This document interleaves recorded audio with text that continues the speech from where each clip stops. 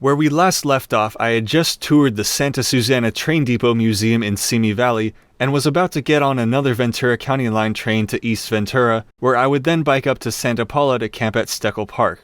This part of the trip was actually a planning error on my behalf, because being in Simi Valley, it would have made way more sense to spend the night at Oak Park Campground, but I waited too long to make my reservation and all the tent spots were taken. You know, it would be nice if all campgrounds just had an unreserved hike and bike spot, but alas.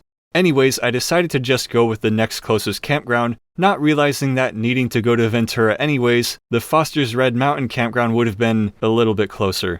Furthermore, this was before I was informed that the campground at McGrath State Beach in Oxnard, which I famously tried camping at 5 years ago but it was closed due to flooding, was indeed still closed 5 years later from the same flooding, but apparently was being kept open exclusively for hike and bike campers only. Thus is the origin of this ridiculous itinerary. But this did turn out to be a blessing in disguise, since it allowed me to bike the reverse direction into Ojai the next day, which as you'll see, was very much worth it.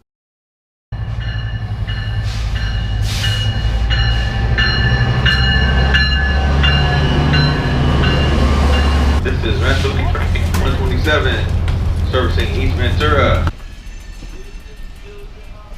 Between the guy getting out of the bike car with the rolling chair and the dude on the train singing, first impressions of the Ventura County Line mean a lot to me. Okay, this is said by the same guy who once carried a DJ coffin case on his bike on the train. Disability is not a dirty word. Not much to see. Metrolink owns the tracks of the Ventura County Line, but only up to Moore Park, after which it is Union Pacific territory. Some auto rack action here in Moore Park.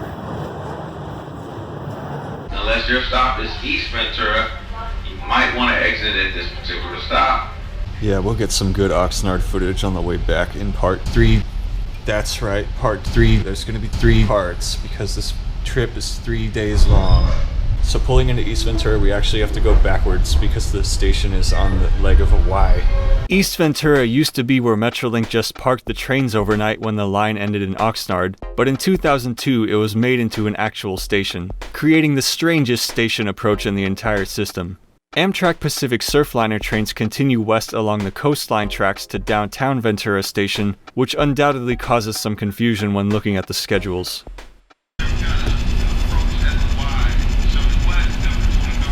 I heard that. Conductor is on the point. Approach at the Y. We're now reversing into East Ventura Station. Ladies and gentlemen, this is the end of the line for Metrolink train 127. We have arrived at our last and final stop, East Ventura. This train is now officially out of service and everyone must exit. So after dropping us off, they reversed back out the same way they came in. And now they're probably pulling onto the other track, which is the Metrolink maintenance part, where they clean the train for the night.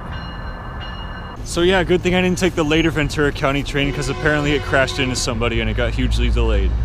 We're here.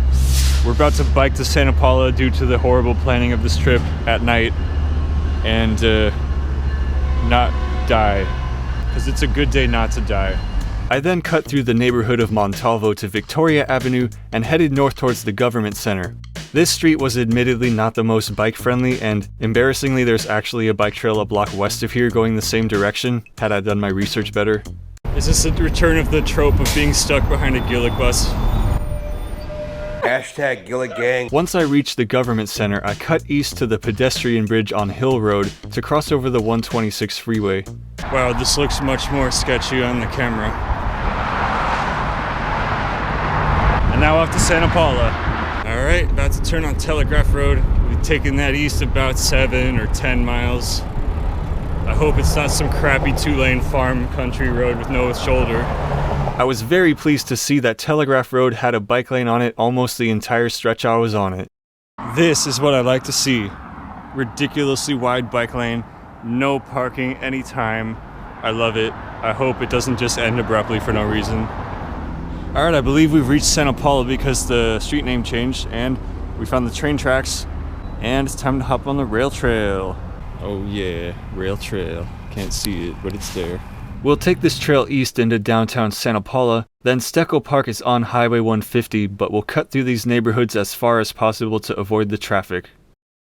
This might be the most impressive drinking fountain water pressure I've ever seen.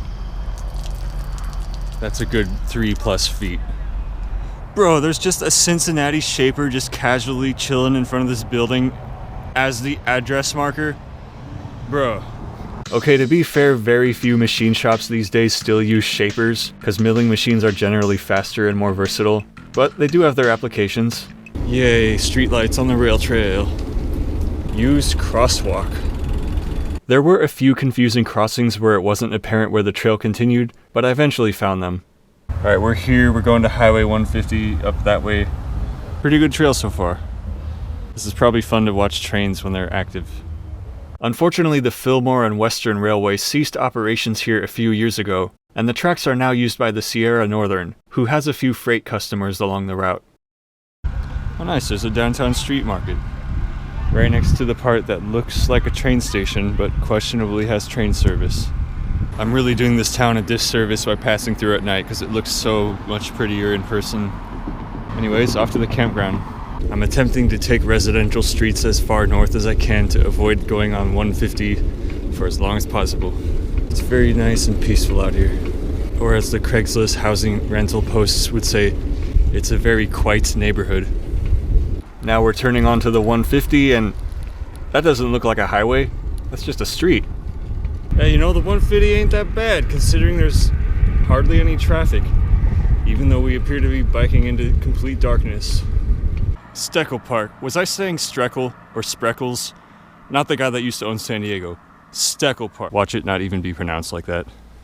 Alright, site number 23, that's for me. I paid a whole $35 for it. I think this is going to be very worth it. This site is spacious.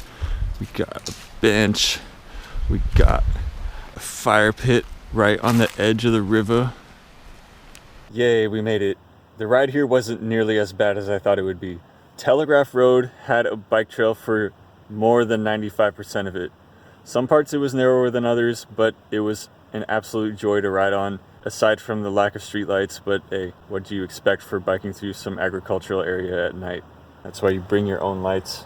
The 150, there wasn't really a shoulder at all, but there was like no traffic on it. I'm excited to see how this campground looks in the morning. About to get some really good sleep.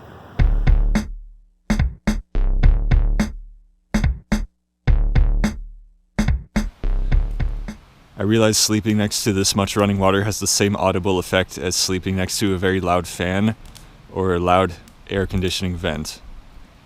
It seems I made a very tactical error by sweating on the way here because this jacket that I thought would keep me warm all night was drenched and it was cold, so it would have been more ideal to have it dry. Starting some fire, gonna cook some food. The food situation is actually kind of comical because I brought a big stack of tortillas thinking it would save space, and then some soups and some leftover rice to make burritos.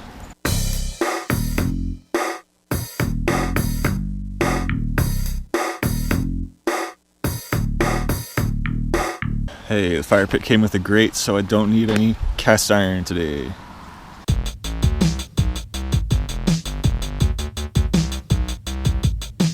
Burritos. I doubt anyone's gonna get this reference, but I'll say it anyways. I returned to the river to pay respect to patience and fluidity.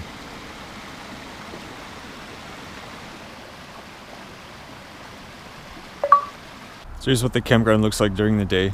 It's really nice, lots of oak trees. I chose a site furthest away from the 150, so less traffic noise, but more river noise. We got water. Of course, we saw the fire pit, the bench, the trash can, and just look how long this driveway is. I get this whole spot.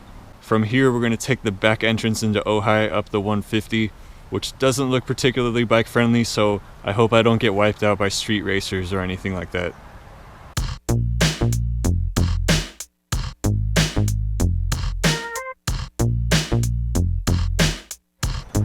Got like an aviary with peacocks, doves, bantam chickens, pigeons. Pigeons? Time to exit this fine establishment and head north on the 150, also known as Ojai Road. Apparently the 150 was actually blocked due to a landslide earlier this year, preventing access to Steckel Park from the south, which would have been really inconvenient, but thankfully that was all cleaned up by the time this trip happened. Just past some lemon orchards, and we're going through this scenic canyon right here. That's the river we were just by. And then over in that corner is like the Santa Paula Punch Bowls Trail. It's a popular hiking and camping spot. And then there's this Catholic monastery or university. Yeah, I think we'll be in Ojai in no time. During this nice downhill, I noted the smell of sulfur. Not surprisingly, the mountain we're circumnavigating is called Sulphur Mountain. After the college was a bit of an uphill, and then what's this? Well, this street knows what I like. They didn't have any soft ones, and that's not a good thing if you're trying to eat them right now, because You have to wait for them to get soft, but they're super sweet when they do get soft. well, I saw other people biking on this street, so it must be relatively safe.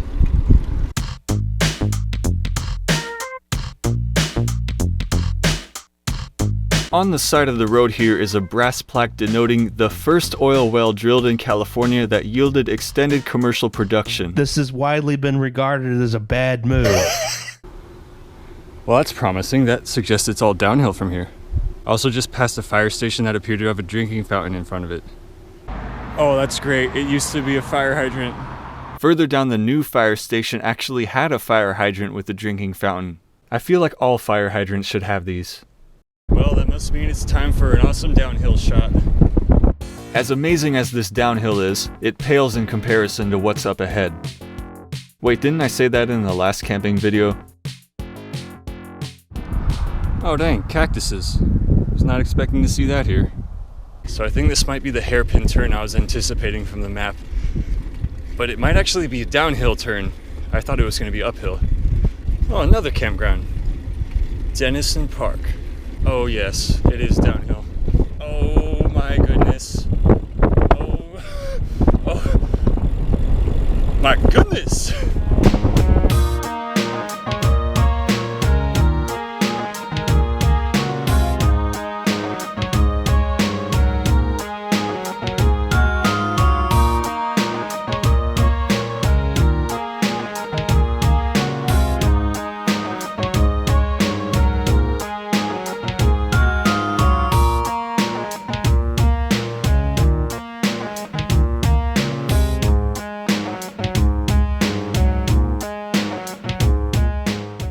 Wow, that was amazing. I think that in itself was worth all that biking in the dark to Santa Paula.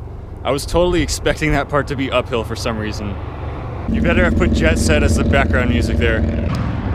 Squashy friends. Squash. Alright, we're officially in Ojai. Oh, hi. It's a transit center.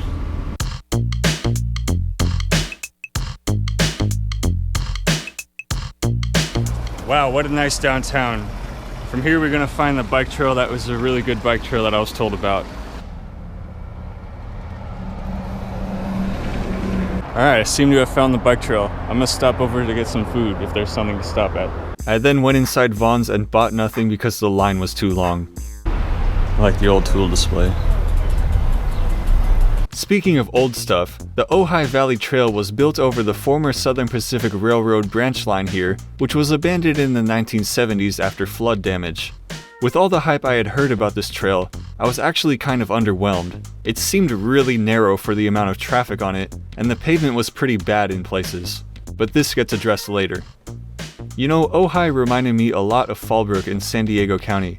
They're both historically agricultural communities in the hills. They both have two major roads leading to them from the south. They're both next to rivers which had railroads built parallel to them that were both abandoned due to flooding. And they both have a bus service to a city that starts with the letter V. Oh nice, they have the good bike racks. Can't get enough of those turtle gilligs, can I? The trail finally deviates from Highway 33, leading to less traffic noise. And we get a good view over the Ventura River. Yeah, I was about to say this trail could use some of this. There's way too many speed bumps. Unintentional speed bumps.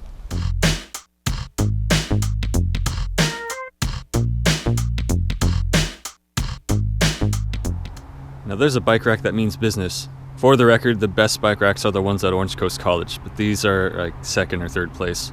We're making our way down to Ventura. I'm actually a bit underwhelmed by this trail. I thought it was going to be better.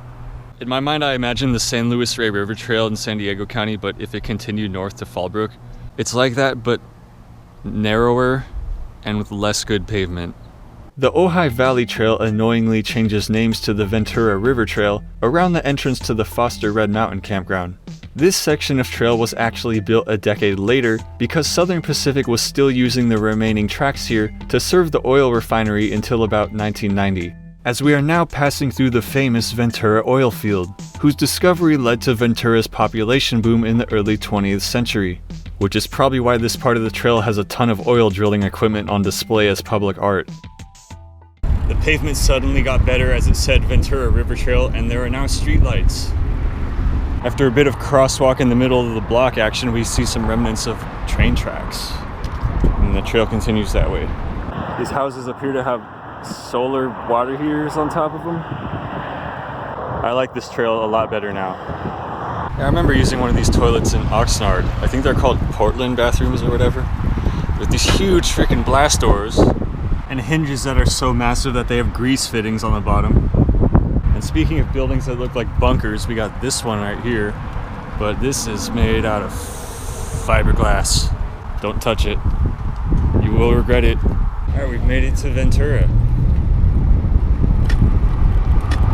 I thought I'd stop by the Ventura Amtrak station just so I could say that I took the most indirect route between the two Ventura train stations.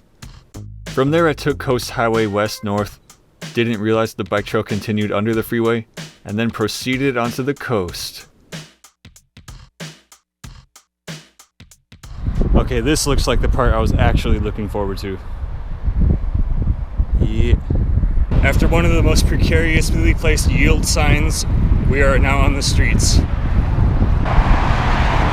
Yeah. Beautiful beach views all the way. And not to mention trains.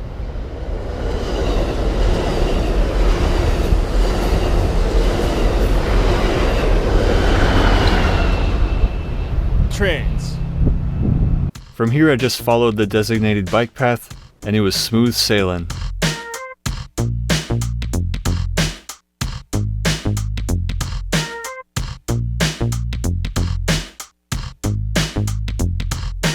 Sign says the road ends, but bikes keep on going left. Yay, we get to be back on the ocean part. This part was cool because it felt like a bike-only freeway. But yes, traffic noise. Yeah, some weld shop must have been in business for a while, making all these segments of the fence that goes on forever. And look at all that free firewood. It just washes up on the beach. I bet that stuff burns good.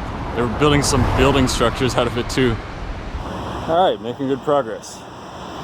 There's that fake island thing. That's probably just oil infrastructure. We'll keep on. There's the sign that we reached Carpinteria, because the junction with the 150, which goes to Carpinteria, that we're merging back again with. Here I get to actually ride on the freeway.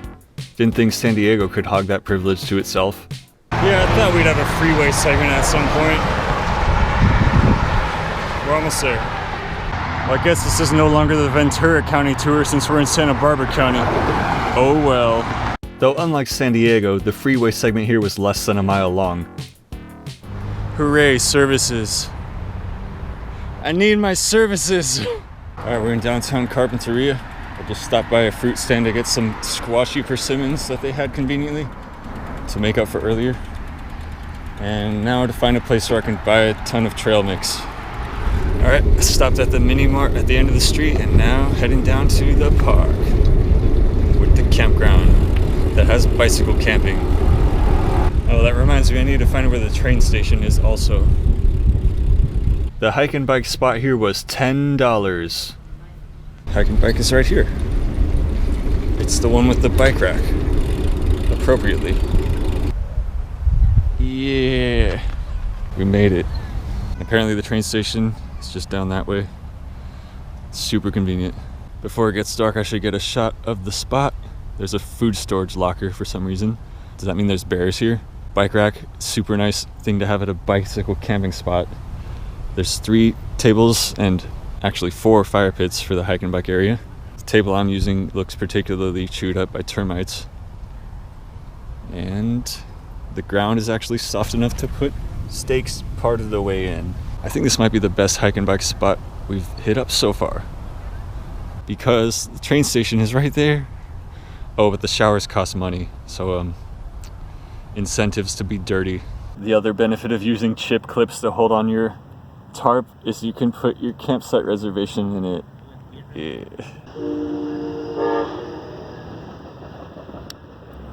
I think this is a new personal best for me, to have 2 bicycle barbecues in the same day.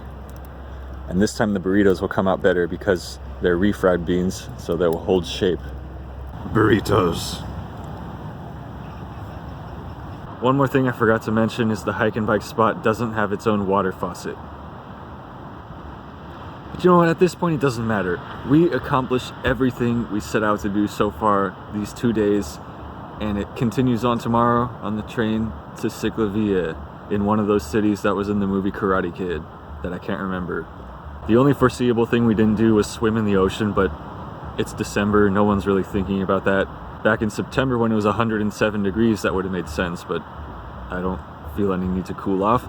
In fact, we had the opposite problem, with water causing my clothing to be cold. Anyways, see you tomorrow. Oh dang, is that the Coast Starlight? That is the Coast Starlight. Because they just went straight through Carpinteria. Because the Coast Starlight doesn't stop in Carpinteria.